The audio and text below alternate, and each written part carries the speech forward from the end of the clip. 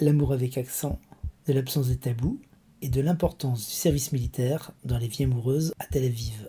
La haine en hébreu, on écrit, il y a 4 lettres, Sin, Nun, Aleph, Hey. Mais les 2 dernières lettres de la haine, c'est les 2 premières lettres de l'amour. Et on dit qu'à la fin de chaque haine, c'est un début d'amour. Dans le langage, il y a de petits mots tendres, une serveuse qui va s'adresser à moi comme ça. Alors chérie, tu bois quoi? Au début, j'ai pris ça comme la drague, et après, quelqu'un m'a dit, chérie, c'est devenu une virgule dans la phrase. Je pense que ce qui caractérise vraiment les Israéliens, c'est quelque chose qui est un peu plus direct. On vit le moment présent. Il peut y avoir la guerre dans le sud ou dans le nord, et puis à Tel Aviv, ça va être le boom, quoi. Tout le monde va sortir. En Israël, on sort tous les jours. Il y a des pick-up bars. Donc c'est des bars où tous ceux qui viennent là, ils savent qu'ils viennent trouver quelqu'un. Le son dans les bars est très fort. Ça veut dire que ça force la proximité.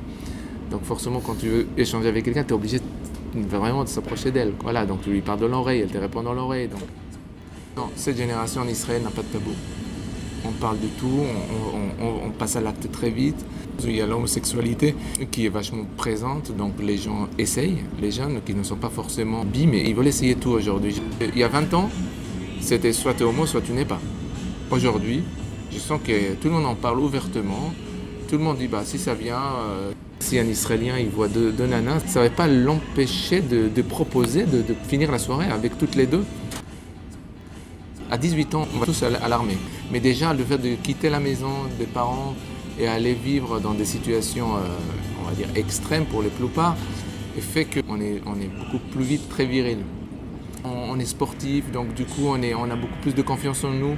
Qu'ici, 18 ans, on va à la fac, on fait 3 ans de fac, après on va trouver un boulot. On n'a pas encore vécu la vie, on reste un peu plus naïf en tant que Français. Culture générale, je pense que les Français gagnent sur les Israéliens. Les 3 ans d'armée nous donnent certaines autonomie, expérience, mais les Français restent plus intellectuels.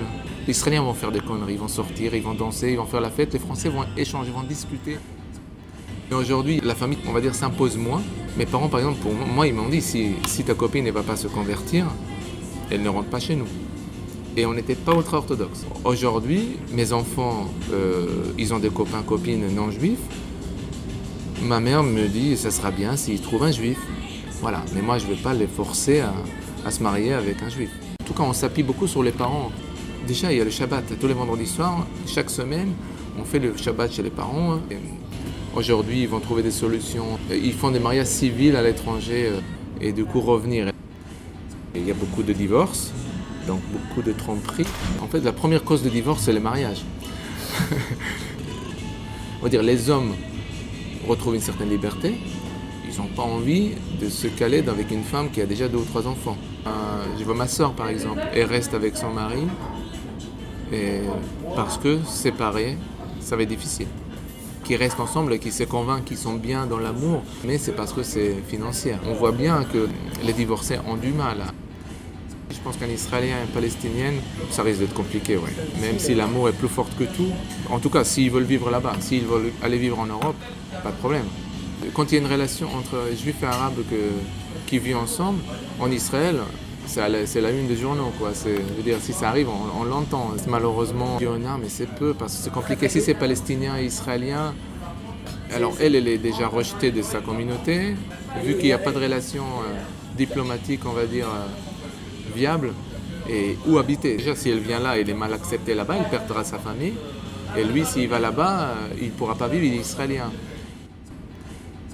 J'ai des amis qui ont rencontré quelqu'un et qui tous les deux, ils sont allés vers ces courants ultra-orthodoxes ensemble. Alors soit il y en a un qui lâche la religion, soit l'autre l'investit. On ne peut pas vivre avec quelqu'un qui n'allume pas le four le Shabbat et l'autre qui va conduire sa voiture. Ultra-orthodoxe avec quelqu'un qui n'est pas du tout pratiquant, c'est comme les Palestines. Dès qu'il y a une femme qui passe, ils vont faire ça parce qu'ils n'ont pas le droit de regarder si elle n'est pas suffisamment couverte. Donc ils vivent dans des communautés assez fermées. Moi, je me marie, je fais une fête. Alors nous, on est ouverts. Donc les hommes et les femmes vont s'asseoir autour de la même table, les invités. Que chez mes oncles, que leur mariage, ce sera la moitié de la salle homme et l'autre moitié femme. Et les danses seront séparées. Tout va être séparé. Et il n'y avait pas de relation sexuelle avant le mariage, certainement pas. Mais il y a encore plus poussé où c'est le rabbin, c'est les parents qui se décident de mariage. On va dire comme ça, l'amour à la française, j'inviterais la fille à un resto. Qu'en Israël, on est capable d'inviter une copine pour un stand-up one-man show. En France, il y a plus de romantisme dans la séduction. En Israël, je trouve que c'est plus brut. Je pense que les Israéliens ne veulent pas perdre du temps.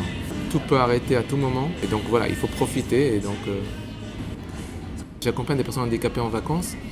Et j'étais donc dans un hôtel qui est 100% adapté. Beaucoup de personnes en fauteuil roulant.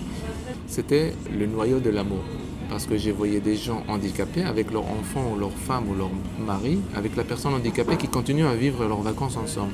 Et puis j'étais au bord de la piscine et j'ai vu un couple qui avait peut-être 80-85 ans. C'est sa femme qui était en fauteuil roulant. Et lui, avec son peu de force, il l'amène dans la piscine. Je les vois danser une valse dans l'eau. Et la femme qui avait un visage assez froid et ferme, on voyait les moitiés du visage qui sourit. Et pour moi, depuis ce moment-là, je dis cet endroit-là me présente l'amour. Il n'y avait pas de musique. Mais il dansait, et puis je voyais son sourire. C'est cette image-là que j'ai vue. Il m'a touché, je n'oublie pas.